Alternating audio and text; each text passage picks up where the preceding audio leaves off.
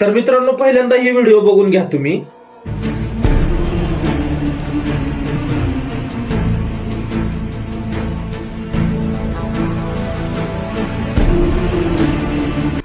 तर ही जी काय मुलगी आहे जी व्हिडिओ बनवलेली आहे, हिचं नाव आहे शिलजिता मुस्तफा.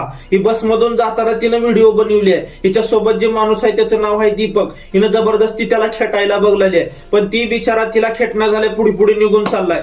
पण तिच्या गांडीत किडा भारीन उड्या मारी.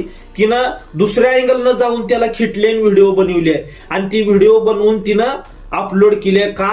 म्हणून तर हा माणूस मला वाईट पद्धतीनं टच करत होता म्हणून.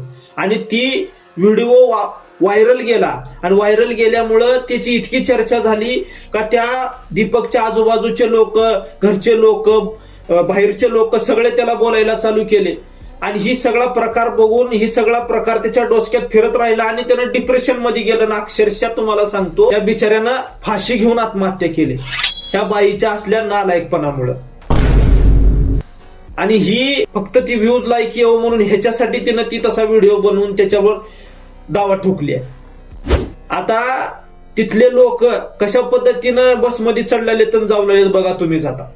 म्हणून म्हणतो, हिनं स्वतः खिटून हिनंच दावा ठोकलेली आहे. पण आपल्या गांडीत किडा लय भारी आहे. आपण दुसऱ्या बायाला खेटायला जाताव, हात लावायला जाताव, नाही ती कुटाणी करताव, आपल्या डोळ्यात आमरसपुरी आणि आपल्या हातात शक्ती कपूर आहे. ते कृपया करून का नाही हात किशात घाला आणि डोळे बोचात घाला आणि नीट राहावा. नाहीतर या असला काय तर कुटाणा केल्यावर तिच्या बाईला आपण मरायचो, नाहीतर आपणाला कोणतरी घेऊन जायचं.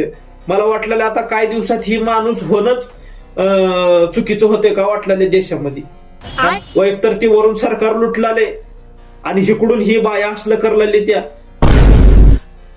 आता केरळमध्ये सीटवर बसणं झाले कोण, अक्षरशः माणसं उभारून चालले, ती खपाटन हिन ते बाबून बिबून काय बी लावून.